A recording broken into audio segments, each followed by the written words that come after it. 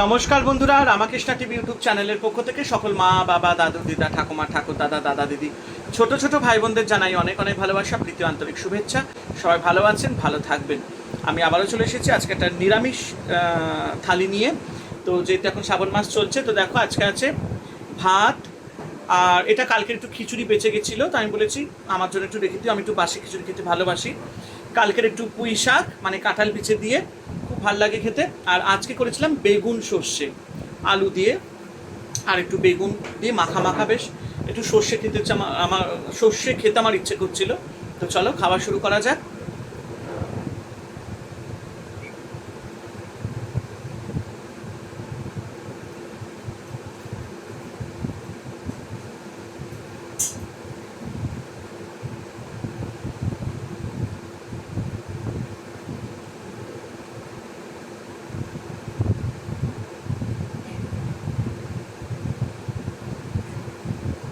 তো চলো খাবারটা শুরু করি।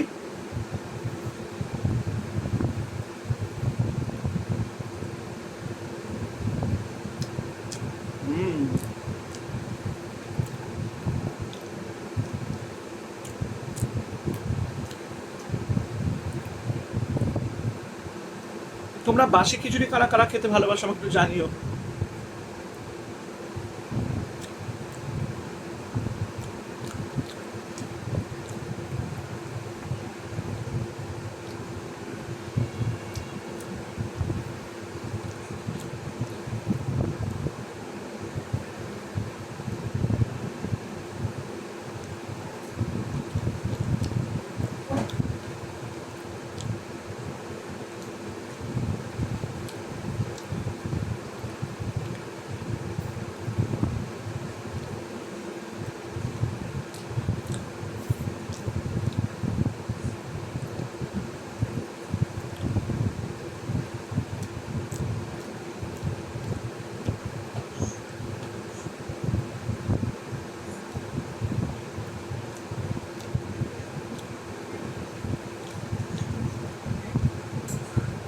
আজকে একটু আশ্রম গেছিলাম,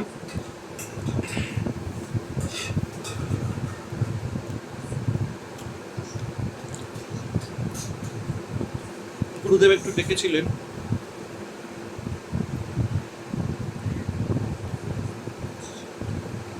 শুক্রবার, শনিবার, রোববার। শুক্রবার তো উল্টো রথ আছে, ব্যস্ত থাকবো। শনিবারে আবার একটু যাওয়ার আছে।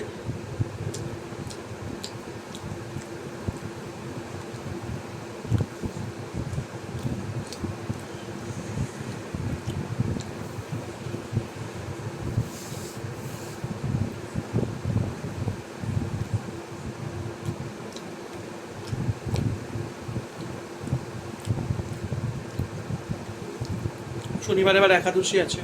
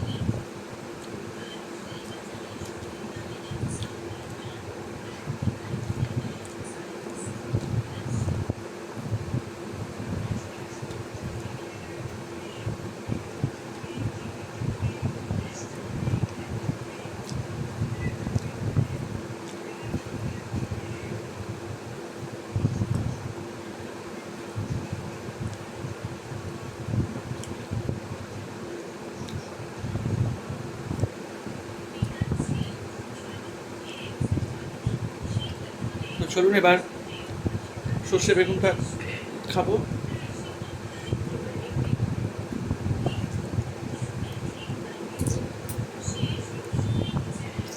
পাতে আবার একটু লেবু না থাকলে হয় না।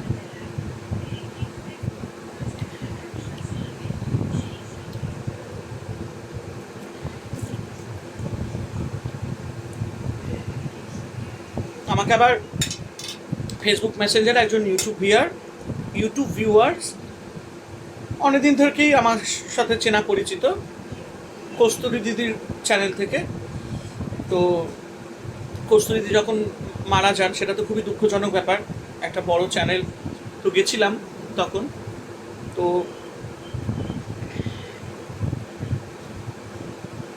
এটা হচ্ছে আরেকজন, মানে একজন দাদা। তো সে আমাকে আবার মেসেঞ্জার, আমার সঙ্গে ফেসবুকে অনেকদিন ছিল, আমাকে বলছিল যে দাদা আমাদের বাড়িতে এসে ঘুরে যান,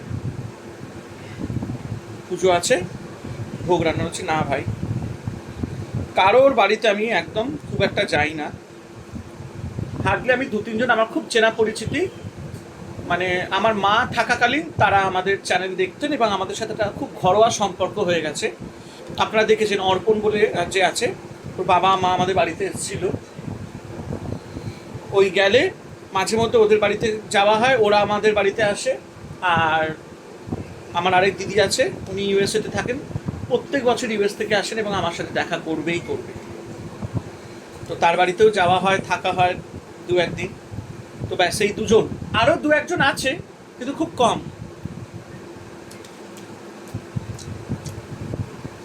আমি আবার খুব একটা কারোর বাড়িতে যাই না। খুব ভালো হয়েছে।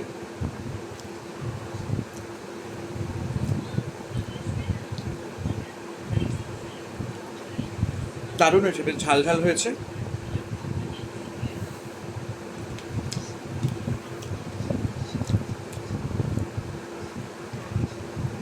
অর্পণ তো সবসময় খবর নেয়।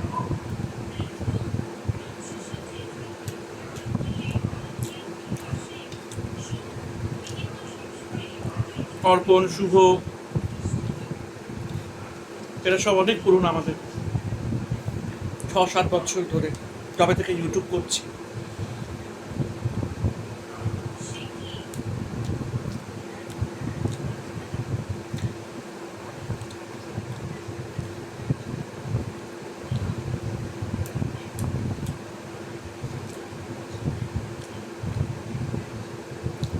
আমি বাড়িতে থাকতে বেশি ভালোবাসি, ঘুরতে যাই মনীষার সাথে। মনীষার তো এখন একটা শরীরটা খারাপ ছিল বলে আমাদের কিছুই, অনেকদিন ধরে আমাদের কোথাও যাওয়া হয়নি সত্যি কথা বলতে, নইলে একসময় খুব ঘুরেছি আমরা। আর এই অফিসে জয়েন করার পর দীঘায় গেছিলাম, খুব ভালো ট্যুর ছিল ওটা, অফিসের লোকজন সব মিলে গেছিলাম।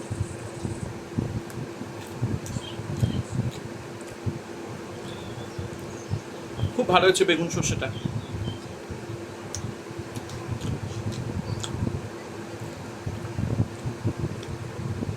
মাকে ধন্যবাদ জানাই, ভালো ভালো রান্না শিখে নিয়েছি মায়ের কাছ থেকে। বারবার এখানে তাকাচ্ছে কেন না ল্যাপটপের দিকে, ম্যানেজমেন্ট থেকে কোনো মিটিংয়ের কোনো এসএমএস বা কোনো ইম্পর্টেন্ট কিছু আসছে কি না।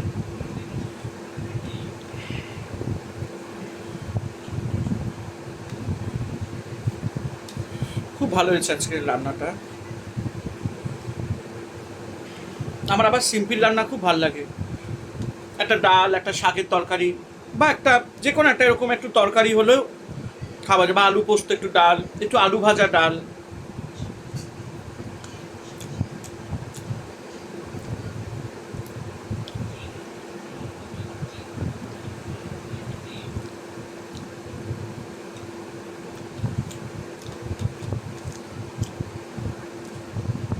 যদি কোনোদিন মাছ হয় তো শুধু মাছ, আর কিছু না।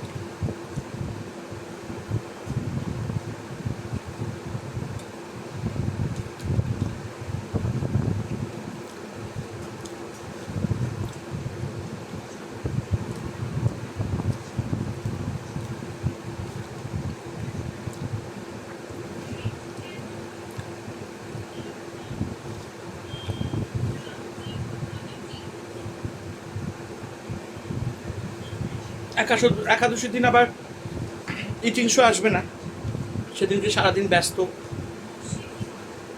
আর সেদিনকে তো ভাত ফাত কিছুই চলবে না, না আটা না ময়দা না কিচ্ছু, সাবুদানা কি শ্যামা চাল, সূর্যমুখী তেলে রান্না, অনেক রকম ইয়ে আছে।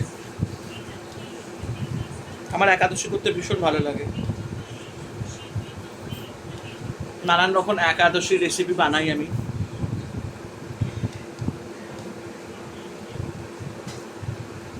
বাড়িতে থাকলে নিজের মতন করে ঠাকুরের জন্য রান্না করি, আমার ভাল লাগে। কোনোদিন হয়তো ঠাকুরকে একটু গোবিন্দ চালের ভাত খিচুড়ি করে দিলাম, কোনোদিন একটু লুচি করে দিলাম, যখন মন চায় যেটা। ঘরে একা একা থাকি, আর মায়ের কথাগুলো আমার না একদম অক্ষর অক্ষরে লাগে। মা বলতেন, কারণ আমি তো বেশিরভাগ তো খুব প্যাকড আপ কাজে কর্মে,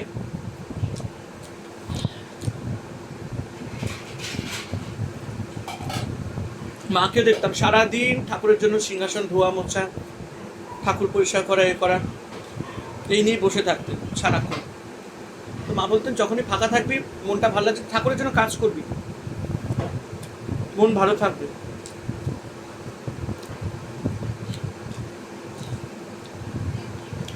রান্না করবি ঠাকুরের জন্য, একটু ভোগ দিবি, সময়টা কেটে যাবে। তাই করি।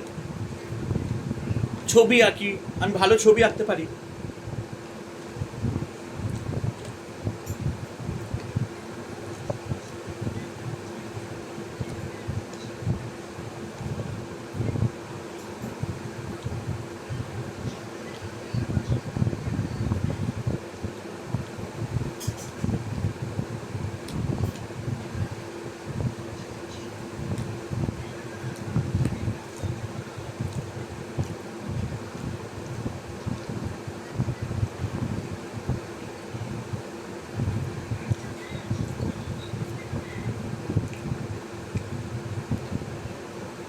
আমার মা কাজে কর্মে খুব ভালো ছিল, মানে খুব খাঁটিয়ে মানুষ ছিল।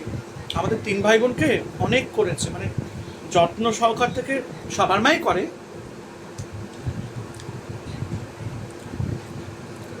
সবার মা সবার কাছে বেস্ট।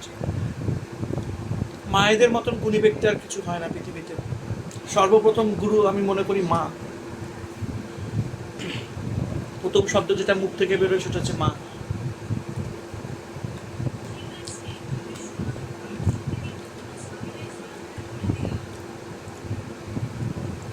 আমাদের 3 ভাই বোনকে মা খুব সুন্দর করে যত্ন করে লালন পালন করেছে। বড় হয়ে গেলে তো দেখো সবার মতিগতি একটু আলাদা হয়ে যায়, সেটা কোনো ব্যাপার না, কিন্তু মায়ের ভালোবাসা সেটা তো কোনোদিন চেঞ্জ হতে পারে না।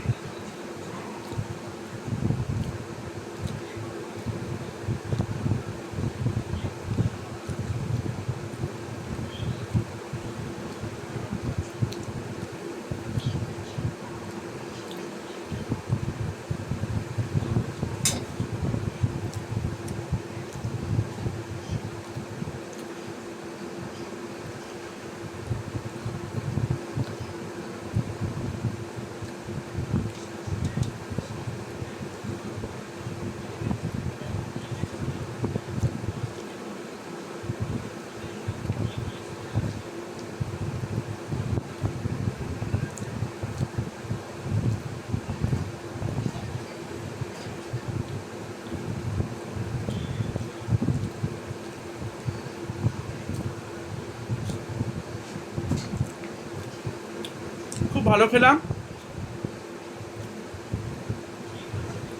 খাবারটার জন্য ঈশ্বরকে জানাই ধন্যবাদ।